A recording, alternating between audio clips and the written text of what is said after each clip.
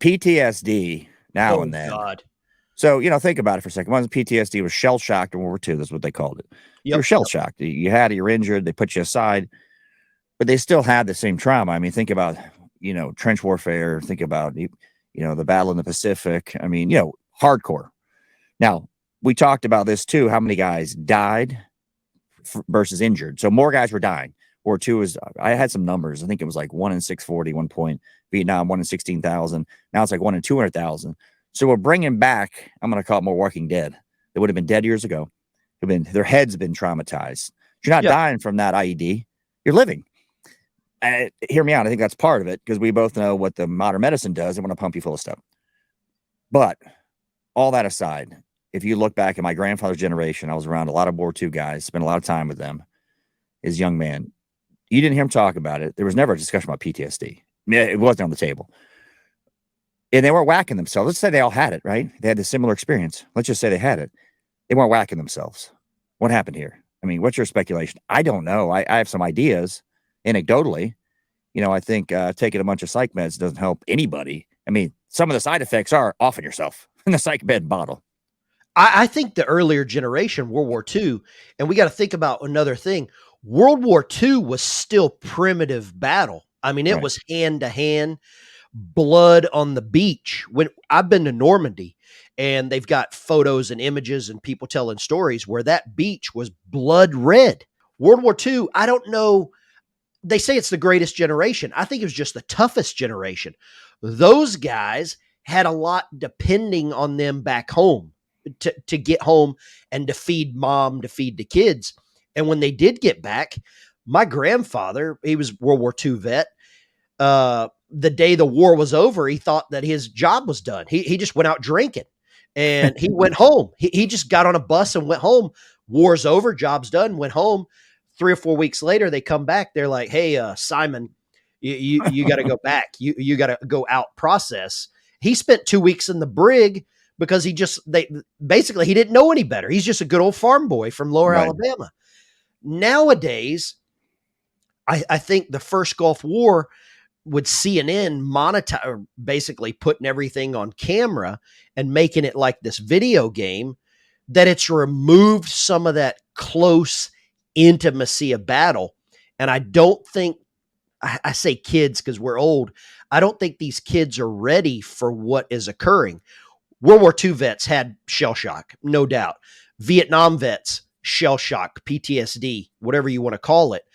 I don't see in my line of work the level of the brain pain that the young guys are getting. And I think it's the way that we're raised.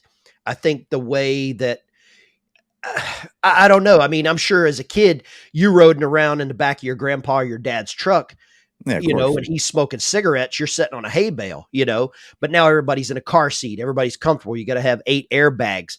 Everybody's on Adderall or Ritalin or some kind of, mind. Let's bring things to a common denominator though. Sure. What you're saying here.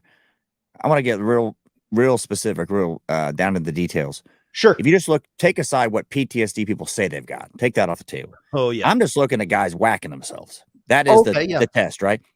So guys whacking themselves. Now, I saw some studies. All of them were combat vets. They're whacking themselves. A big chunk were not combat veterans. Yeah. They were people that were veterans. Now, let's just say these numbers are true. We have to go with that. But the bottom line is guys who are serving are whacking themselves at a higher rate than World War II. And we can agree that World War II was probably more traumatic than what they saw in the GWAT on average, on mass, right, on scale. But the bottom line is guys are whacking themselves more. So you go, what happened? Now, is they whack themselves because of the military and there's veterans. It's almost like if you got the cough, you broke your arm, but you had the cough, you went to the ER, they said, and you died 45 days later of a car accident. Yeah. You go, well, you died of the cough. Is it that thing? Is it the way they're reporting the statistics? Because, you think you said it went from 29 to 31 a day. Because that's the real test. If people are just claiming it, and like in your line of work, they're saying I got PTSD because I got a paper cut. Well, okay. But these are guys whacking themselves.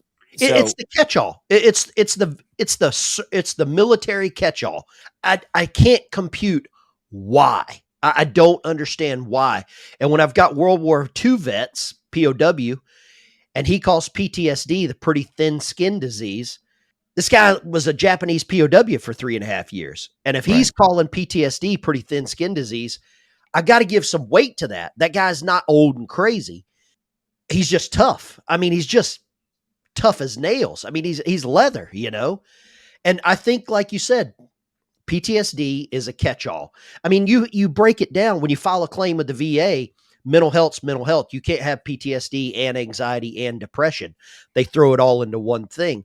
And people have anxiety, people have depression, people have, coping skills, and they've got other mental health problems. But it's a catch-all. And when I see guys that serve 4 years in Hawaii riding a desk and they get 70% for PTSD, did you see too many bikinis? What was the Right. surf too much? Did you get off too early? Did your gunny make you come into work too early on a Friday in Hawaii? I mean, Aloha Fridays. You didn't get enough Aloha Fridays. What the hell's going on? Something's not right with this. And it's a catch-all. I think the government is using it as a catch-all. I think VA doctors are pushing it as a catch-all because it's easy. Let's give him Right. a bag of pills, send him out the door. He's fixed. We never have to see him again. He's on some meds. He'll never be happy. He'll never be sad. But He's but just a why is medium zombie. the real PTSD of, World War II guys weren't off of themselves at this rate? Now, it could be, I've heard the argument, and I thought this argument, millennials, Gen Z are weaker, right? Sure. And then I thought, okay, there's guys that have done 5 pumps in the desert. So I changed my tune on that a little bit. This generation, Gen Z, millennials, see more combat than any in World War II. Most Yep. guys served maybe 14, 18 months. There's been guys that served 6 years and saw 3 pumps in the desert. They could be just in the infantry, conventional forces. They're patrolling all the time, looking to contact, basically, villages. And it's not like you're an SF guy. You fly in, do your thing, snatch your bad guy, leave. These guys are day in, day in grinding. So I do think that's something that's missed often, is we've never had a force that did this much combat. In Vietnam, if you did 2 tours is a lot in combat. Most of the time, if you look at historically, I knew a guy did 3 tours, and that was like a rarity, talking to him. I think that could be part of it. Devil's advocate here. These guys have done a lot of pumps in the desert, but when you see the stats, there's veterans off of themselves that did no pumps. And I don't know the answer. I don't know if there is an answer, but the bottom line, I do agree they're pushing people more into PTSD. Do you think we've been at war for so long? We were at war my entire career. I mean, Yeah. legitimately at war. That's a stress level, man. I really do think, being devil's advocate, I know people are going to complain about this.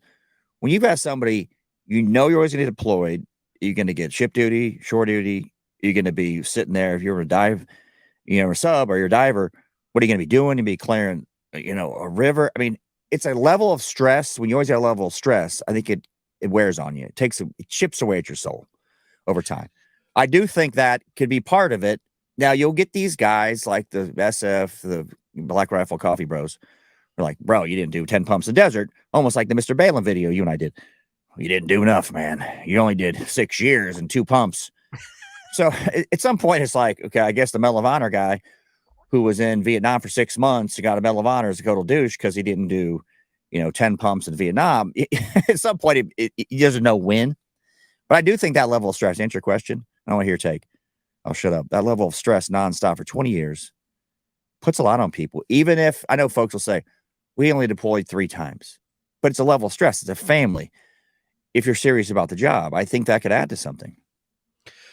Personal interaction. I've got a friend. He was part of this Army group, Recon 701. They wrote a book. This colonel wrote a book.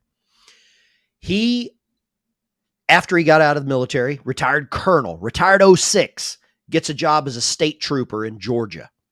That was his dream job, all the way to be a state trooper. About 3 months ago, he offs himself.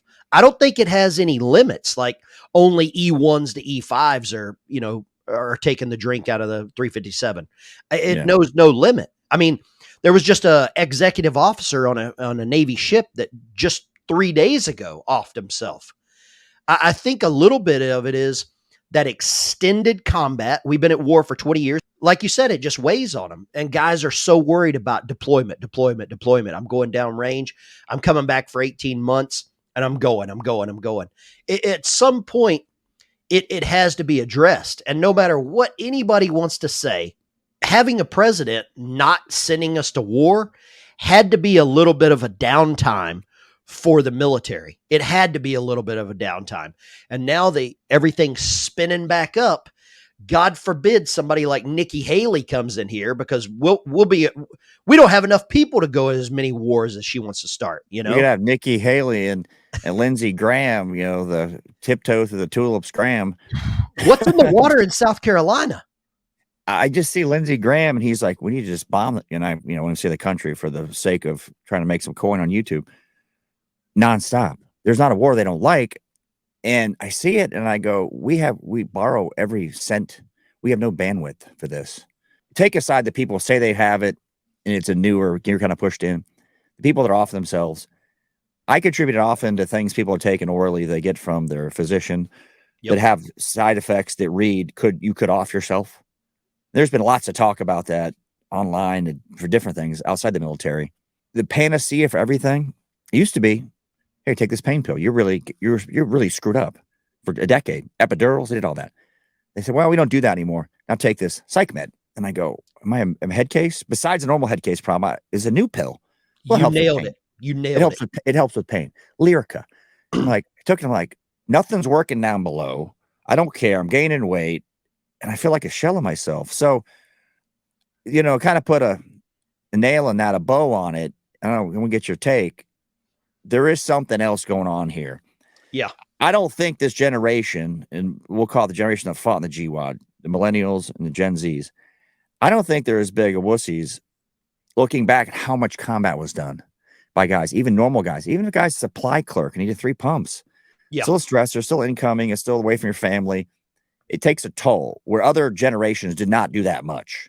End of Yeah. story. The average, I think, was 14 months, World War II, Vietnam. I think maybe it was 16 months time in service. It's changed radically. And, I don't know what the answer is, but I think there's lots of things, but it needs to be addressed. I think you nailed it. You go in for like your shoulders hurting, they give you something for brain pain. It messes with your plumbing. If you're in a relationship, that ruins that intimacy.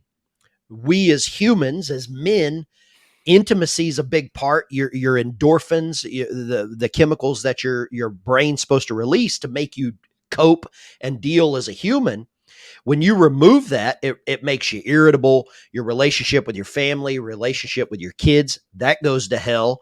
Now you're the bad guy. And maybe that's the avenue that these people are using.